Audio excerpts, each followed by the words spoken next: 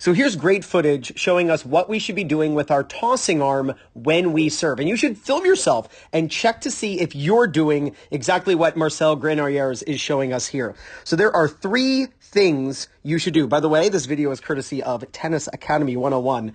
Awesome content. Make sure you subscribe to their channel. I put their link below. So here's the tossing arm straight up in the air. That's the first thing that the tossing arm should do.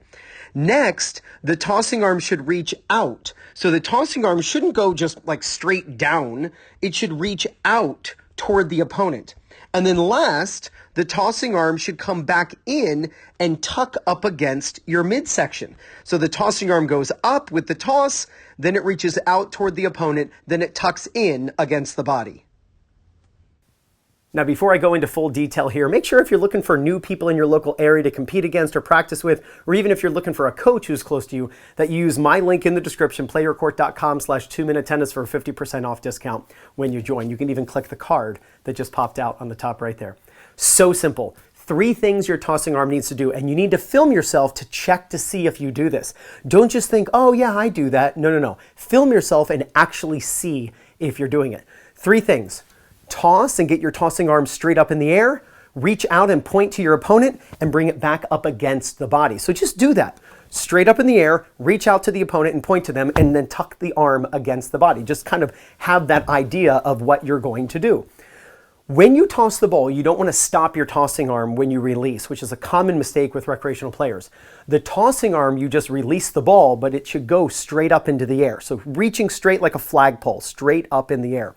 When you do that, you are going to be sinking down. So the tossing arm goes up and the racket begins its path toward the birthday hat as the body is sinking down and rotating away from the court. So arms up, body down.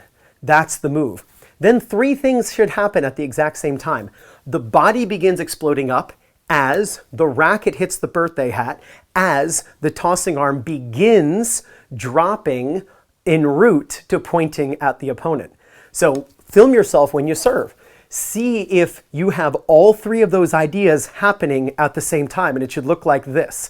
You can see that my body is going up, like in isolation, my body is going up as my racket is hitting the birthday hat, as my arm is beginning its movement toward the ball, or toward pointing at the opponent. So it looks like this.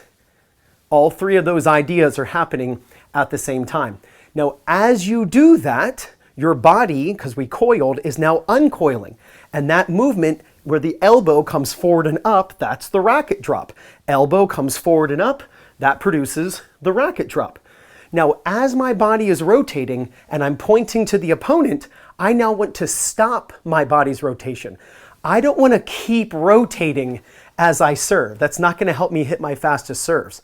What I want to do is use a reactive break, where my body begins rotating, and then just before I hit the ball, I bring this tossing arm back in against the body. That slows my body's rotation down. It's a reactive break, and my hitting arm actually accelerates. To better understand this, imagine I have a whip, right? Like, right? I've got a whip in my hand. So if I hold the whip out and I just start spinning, how fast can I get that whip to travel? Not very fast, right? It's definitely not going to snap. You can't snap a whip like that, because you're rotating. If you're rotating, you can't get your arm to go very fast. What you want is to initially rotate, and that's pointing the finger at the opponent, and then bring it back in. And that's the, right? You rotate, and then you stop the body's rotation. Just look at your favorite player. Look at them in slow motion. Is their body rotation accelerating as they're hitting the ball? Or is it rotating prior to contact and then their body becomes very quiet as they hit the ball? It's the latter, trust me. So go out and film yourself. Make sure your tossing arm goes up with the body down and the racket going to the birthday hat, and then your body explodes up as you hit the birthday hat, and that's when you begin pointing at your opponent. And then as you're serving, pull that tossing arm in against the body, which is why I advise people, don't copy this. It's not benefiting the pro at all who's doing it. It's not helping them. They're doing it, but they're just serving and then going like this with their tossing arm. It's not helping their serve one bit. So don't worry about copying that. What I actually want you to copy is crossing the arms. I made a video maybe 2 weeks ago on Nadal's serve, showing what's called a power X, where he crosses his arms. And Nadal does this perfectly, where he brings the arm in. He just happens to keep it there, and then the arm swings across, so he makes an X. So try finishing your serve with an X.